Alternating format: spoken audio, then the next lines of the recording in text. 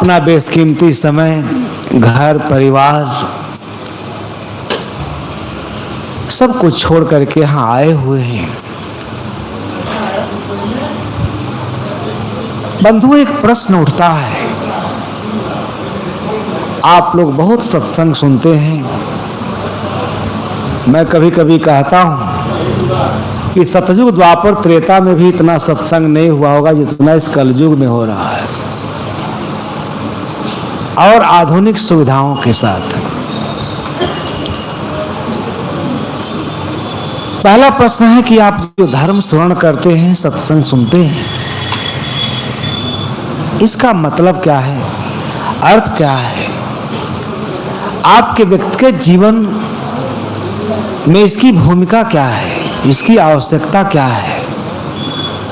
एक और विनम्र निवेदन सभी से, जब यहाँ इस मंच पर हमारे संत गुरुजन कुछ भी कहें, उसको बड़ी तन्मयता के साथ श्रवण करना चाहिए। अगर आप शरीर से यहाँ बैठे हैं, लेकिन अगर आप स्वयं इस शरीर में उपस्थित नहीं हैं, आपका चित्त कहीं अन्यत्र है, तो आपका आना, बैठना, सुनना सब निरर्थक। जीवन में कुछ ही क्षण होते हैं जो बड़े बहुमूल्य होते हैं। आज का ये क्षण, आज का ये अवसर आपके लिए अत्यंत महत्वपूर्ण है, लेकिन आप इसे अपने हृदय में स्वीकार करें, तब इसकी सार्थकता सिद्ध होगी।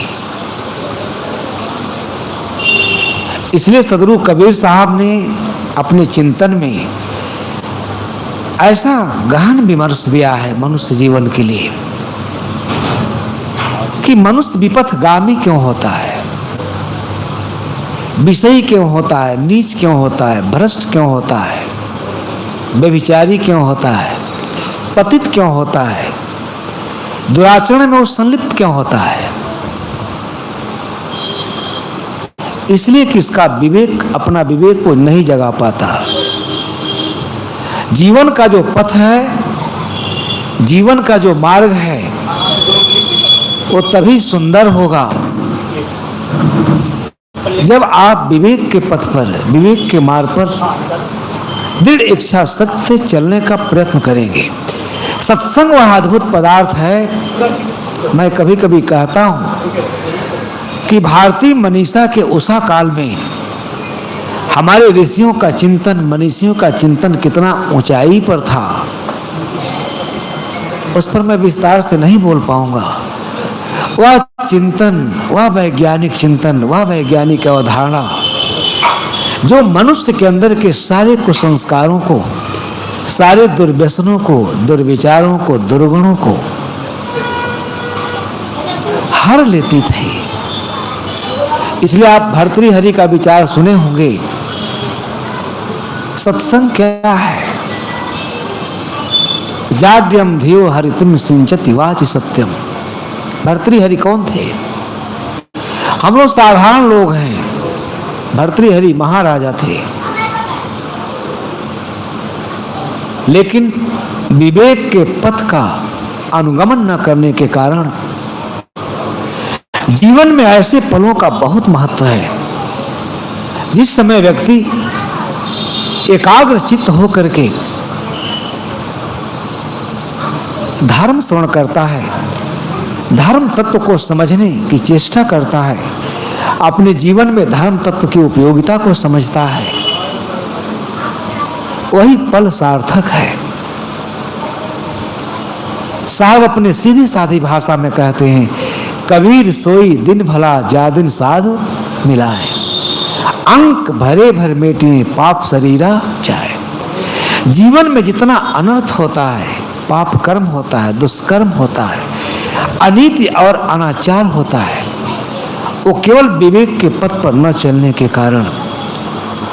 इसके बहुत सारे आयाम हैं। जीवन में इतनी भूल भ्रांतियां होती हैं जिनके कारण जीवन दुख में हो जाता है, रुग्ण हो जाता है। आदमी जो विवेक संपन्न है, बुद्धि से संपन्न है, ज्ञान से संपन्न है, ज्ञान की अक्षय राशि पुंज जो जीवन है, वो क्या हो जाती है? गुमराह हो जाती है, घोर यातना पीड़ा वेदना के हवाले आप कर देते हैं। बंधुओं, समझना चाहिए, जीवन में वही पल सार्थक है, वही घड़ी सार्थक है जब आदमी बैठ के सत्संग सुनता है। जब सत्संग सुनता है तो उसका मन निरोग होता है, उसकी बुद्धि जो गलत सोचती है, गलत करतूत करती है, गलत निर्णय लेती है, उसके भयानक परिणाम को जब वो जानता है, समझता है, तब वो सचेता अवस्था में आता है। लॉर्ड बुद्धा का एक शब्द है कि सचेतन होकर के दृक्पात करो, स्वयं को देखो। हम सारे संसार को तो देखते हैं, सचेत होकर स्वयं को नहीं देखते हैं कि मैं क्या हूं, मेरा जीवन कैसा है, मेरा जीवन क्या है, इस जीवन का प्रयोजन क्या है, इस जीवन से करना क्या चाहिए। इसलिए अत्यंत दुर्लभ क्षण है सत्संग। जिस घड़ी आप सत्संग सुनते हैं, आपके विचार अत्यंत निर्मल हो जाते हैं, विमल हो जाते हैं, आदमी भावाभिभूत हो जाता है। इसलिए ऋषि कहता है, सत्संग परमो ब्रह्मन् लभ्येतात्म कृतात्मनाम यदि लभ्येयं विज्ञेयं पुण्यम जन्म जन्मांतरार्जितम।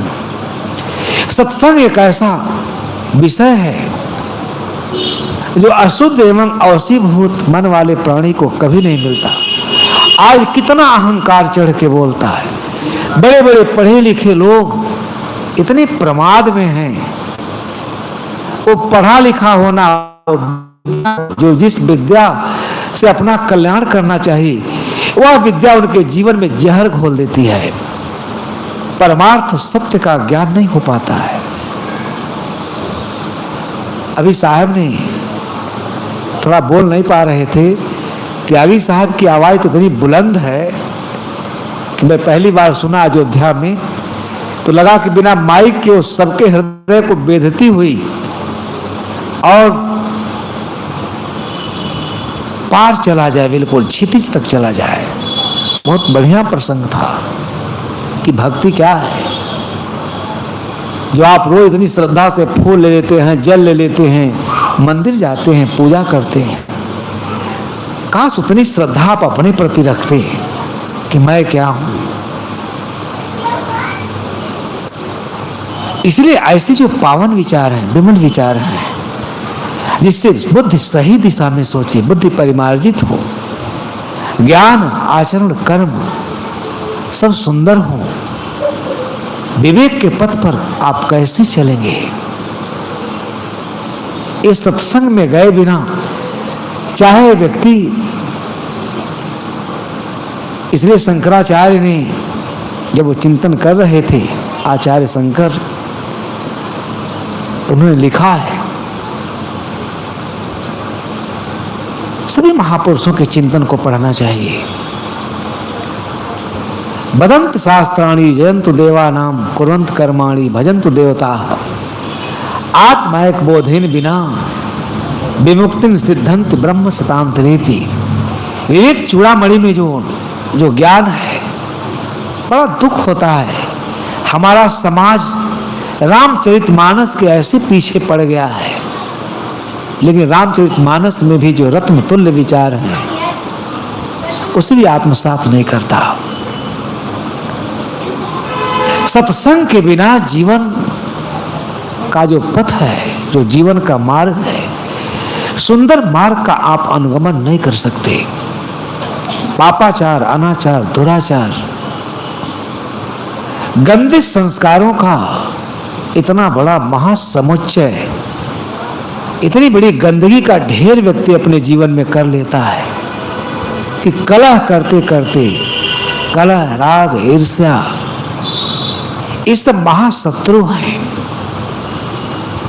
जो आपसे पैदा होकर के आप ही को सर्वनाश की ओर ले जाते हैं, विनाश के गर्त में ले जाते हैं। आप राग करते हैं, द्वेष करते हैं, ईर्ष्या करते हैं, शत्रुता करते हैं, इसमें किसकी हानि होती है। सत्संग के बिना यह समझ में नहीं आता, बड़ा दुर्लभ है। यह क्षण अत्यंत दुर्लभ है।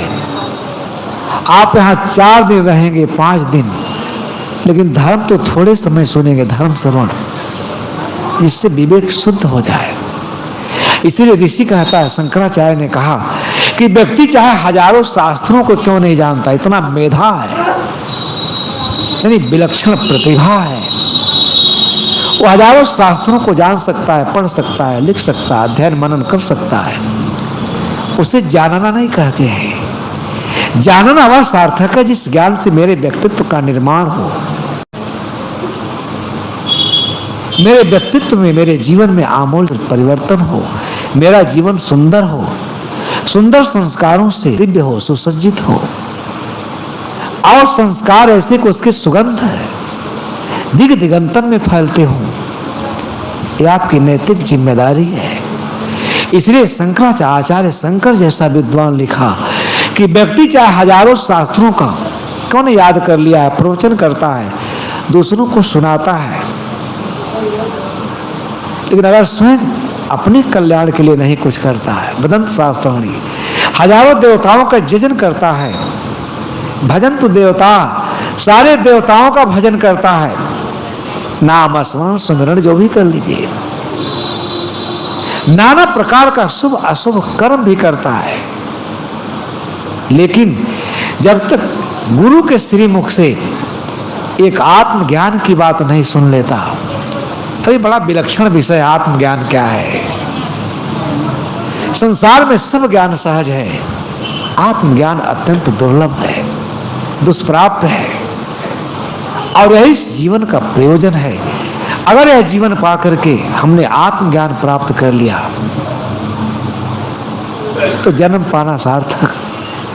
लेकिन हजारों शास्त्रों को रट लिया, जान लिया, पढ़ लिया, नाना प्रकार का शुभ अशुभ कर्म कर लिया, हजारों देवताओं का पूजा पाठ कर लिया, जजन कर लिया, तीर्थ व्रत कर लिया, लेकिन आत्मज्ञान नहीं हुआ तो कई जन्मों का पुण्य पाथे यही रह जाता है।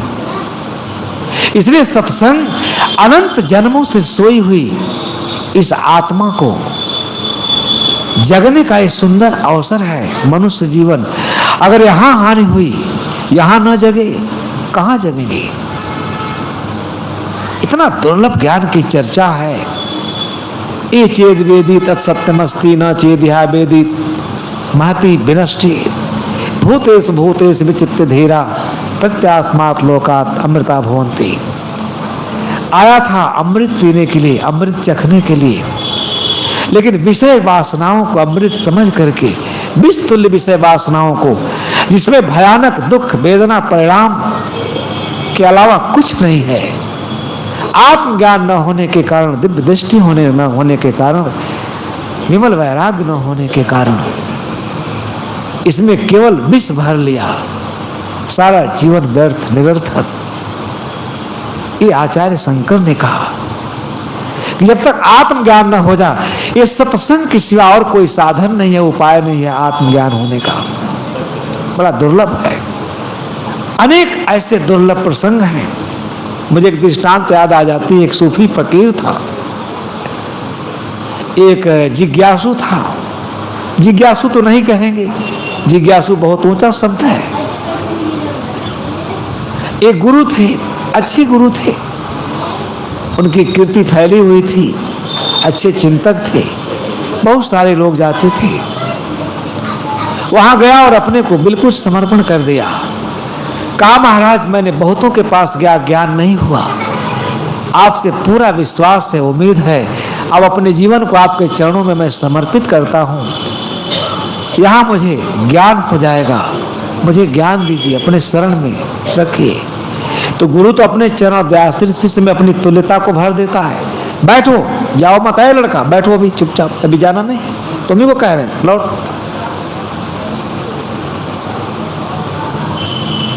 गुरु महाराज ने दीक्षा दिया, कुछ दिन रहा हो। तुम्हारे काम की भी चीज बता रहा हूं बेटा, तुम तो स्कूल में पढ़ते हो। गुरु महाराज ने दीक्षा दिया। गुरु लोग दीक्षा ही तो देते हैं, और क्या देते हैं। और गुरु महाराज दीक्षा दे दी, आश्रम में काम बता दिए। जैसे साहब ने कहा कि सवेरे उठ करके पहले झाड़ू लगाओ, कुछ ऐसे भी जिज्ञासु होंगे, सोचेंगे कि त्यागी शाह ने तो ऐसा कर दिया, सवेरे यहाँ से चले जाना चाहिए। अरे झाड़ू लगाने आना था हमको और सत्संग सुनना था, अच्छी अच्छी बातें सुननी थी।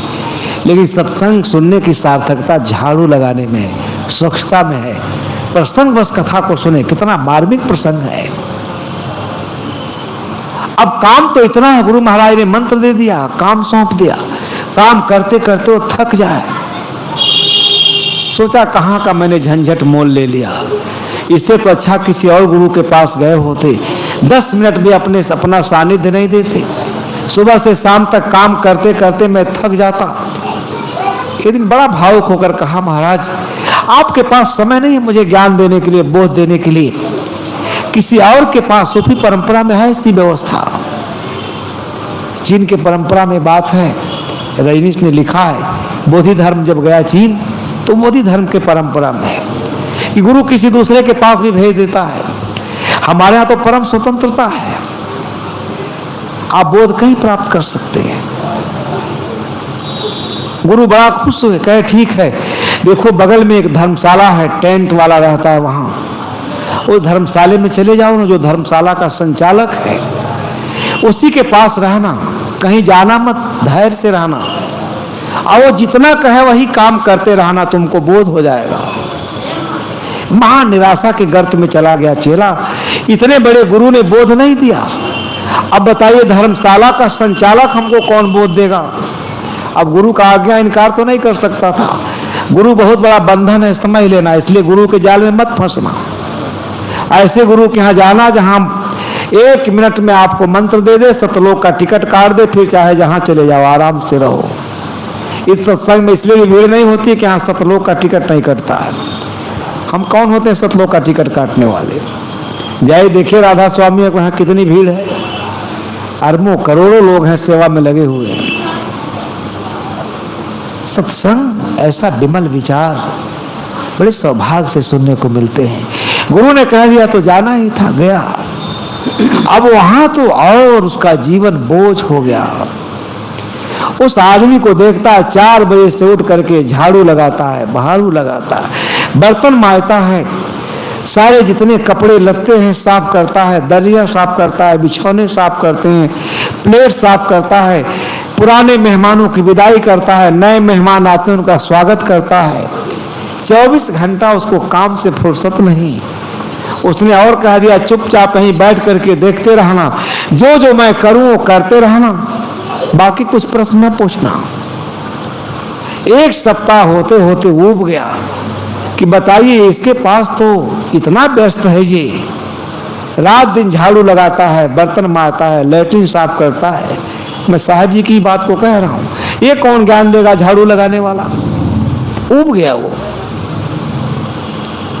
गुरु के पास जाता है, कहता है महाराज मैंने बड़ी आशा से निवेदन किया था, आप ऐसे जगह भेजे कि उस आदमी को 24 घंटा फुर्सत नहीं, झाड़ू लगाने से, लैट्रिन साफ करने से, प्लेट साफ करने से, बर्तन साफ करने से।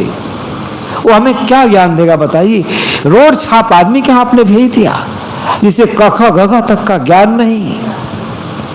गुरु ने कहा मूर्ख है, अगर वहां ज्ञान नहीं मिला तुझे दुनिया में कहीं ज्ञान नहीं मिल सकता।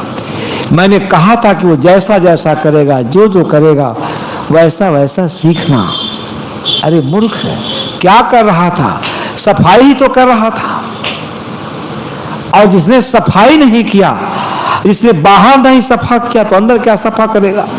श्री ज्ञान साहब कहा करते थे, भीतर सफा बाहर सफा, अतापर साहेब ना ही खफा। यही भक्ति है। कहा मूर्ख तुमने सीखा नहीं, इतना बढ़िया भजन कर रहा था वो।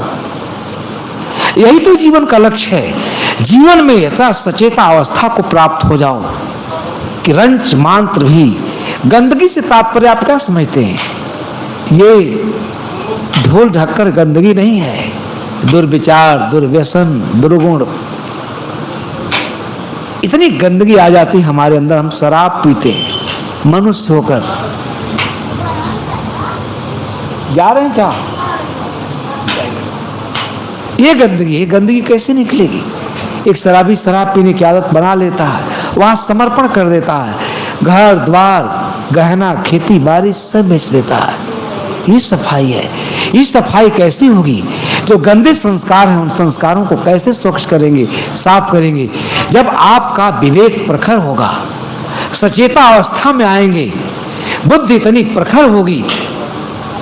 आदमी कितना गया बीता प्राणी है, शराब में, कबाब में, विषय वासनाओं में, निंद विषय वासनाओं में अपना सर्वस्व खोते हुए भी, अपना घोर पतन देखते हुए भी उसमें जाग नहीं पाता है, उस दलदल से निकल नहीं पाता है। ये कितनी गंदगी है। ये गंदगी कैसे साफ होगी? यहाँ बहुत लोग बैठे होंगे सुरती खाते हैं, अब सुरती नहीं छोड़ पाते, सुरती उनको पकड़ ली है। कितनी बड़ी बेवकूफी है बंधुओं। ये सत्संग है। जो आदमी सुरती नहीं छोड़ पाया, अपने जीवन को निर्मल नहीं बना पाया, स्वच्छ नहीं पाया, वे संस्कारों का परित्याग नहीं कर पाया, वो भजन करता है, पाखंड करता है, मंदिर जाता है, मंदिर को भी सत्यानाश करता है, सुरती खाकर, पान खाकर, सुपारी खाकर, क्या पूजा करेगा वो? जब स्वयं स्वच्छ नहीं है, स्वयं साफ नहीं है, कहां उसका मन साधन में ठहरेगा? उसका मन तो सुरती में, शराब में, दुर्व्यसन में, वो सब कोरा पाखंड है। बैठना, भजन करना, माला लेना। माला तो मन की भली। कबीर साहब के सत्संग में तो आप बैठते हैं, बहुत समय नहीं है, कल बहुत व्यापक विचार विमर्श होगा। आप सब लोग सौभाग्यशाली हैं। कल से मैं निवेदन कर रहा हूँ, एक जरूर हमें आप लोग दान दीजिएगा, अनुशासन बनाए रखिएगा। कोई महापुरुष आ रहा है, ऐसी में मेरा सम्मान है। एकदम शांत भाव करिए, एकाग्रचित होकर के। गुरुजनों का एक एक शब्द आपके लिए अमृत के समान है। वही आपके जीवन के गंदगी में जो ढेर लगा है, जन्मांतरों का, एक जन्म का नहीं, कई जन्मों का ढेर है, इसलिए आप उसे नहीं छोड़ पाते हैं। आज की आदत नहीं है। बुद्ध का दर्शन पढ़िए, अनेक जन्मों के संस्कारों को लेकर के आप इस पड़ाव पर पहुंचे हैं। आज ये सौभाग्य है, संत गुरुजनों का पावन सानिध्य मिला, शास्त्र है, सद्गुरु हैं, सत्संग है। यहाँ अगर इस जीवन की गंदगी की सफाई नहीं हुई, जीवन विमल नहीं हुआ, आत्मा विमल नहीं हुआ, फिर उस कुसंस्कारों के ढेर के दम में और उस मोटरी को लेकर आप कहाँ जाएंगी? जन्मांतरों में भयावह दुख और पीड़ा उठाना पड़ेगा। फिर ऐसा सौभाग्य नहीं मिलेगा बैठ के सत्संग करने का। इसलिए मैं उस ऋषि के वाणी के साथ अपने वाणी को विराम देना चाहूँगा। क्या कहता है? सत्संग परमो ब्रह्मन लभ्यतात कृतात्मा। सत्संग वह विषय है जो अवसीभूत और अपवित्र मन वाले प्राणियों को नहीं सुनने को मिलता। अगर उन्हें भी सुनने को मिले तो उसे पूर्व जन्म का उपार्जित संस्कार समझना चाहिए। क्योंकि सत्संग सुनकर के एकाग्रचित होकर के एक एक शब्द को जब आदमी आत्मसात करता है, उसके गहराई में उतरता है, चिंतन करता है, उसके भयानक भी परिणाम को देखता है। आपने कभी देखा होगा, गुटखा खा खा करके विवेकशील प्राणी पढ़ा है, लिखा है, ऑफिस में काम करता है, जज है, गुटखा खा खा करके कैंसर का मरीज हो गया है। क्या इस जीवन को ऐसे असाध्य रोग के हवाले कर देना चाहिए? कैसे भजन करेंगे? भजन है स्वच्छता, निर्मलता। तो कई जन्मों का पुण्य पाठ है। जब उपार्जित कर्म संस्कार इकट्ठे होते हैं, ऐसा दुर्लभ संजोग बनता है। इस दुर्लभ पावन अवसर का खूब लाभ उठाएं। आप इस सत्संग रूपी पावन गंगा में स्नान करें, अपने चित्त को विमल बनाएं, निर्मल बनाएं, संकल्प लें। इसलिए ऋषि कहता है कि अवसीभूत और अपवित्र मन वाले प्राणियों को नहीं मिलता है। अगर उसे भी सुनने को मिले तो उसे पूर्व जन्म का उपार्जित संस्कार समझना चाहिए। समय मिलेगा, अच्छा अच्छा दृष्टांत आपको बताऊंगा। साहब जी के श्रीमुख से आशीर्वाद प्राप्त करना है। आप सभी लोगों से निवेदन है, भक्ति आप तभी करेंगे जब सत्संग के एक एक शब्दों से क्या करें? अपनी सफाई करें। सफाई का बहुत अर्थ है। इतनी गंदगी के ढेर हमारे अंदर हैं कि कई कई मैं सोचता हूँ तो मैं नर्वस हो जाता हूँ। वो इसलिए है कि सत्संग रूपी झाड़ू से, सत्संग रूपी एक एक शब्द को सुन करके हम अपनी सफाई नहीं करते। तो आप सभी लोग सफाई पर विशेष ध्यान देंगे। सफाई पर ही प्रवचन हुआ है, तभी आपका यहाँ आना सार्थक है, हमारा प्रवचन करना सार्थक है, और तभी आप अपना जो लोकोत्तर जीवन है या जो परमार्थ सत्य है उसका ज्ञान प्राप्त कर पाएंगे। तो खूब तन्मयता के साथ सत्संग सुने, अमृत का ये प्याला पिए। साहब ने तो ऐसी ऐसी वाणी कहा है कि सत्संग को अमृत का प्याला कहा, और कोई अमृत का प्याला नहीं है।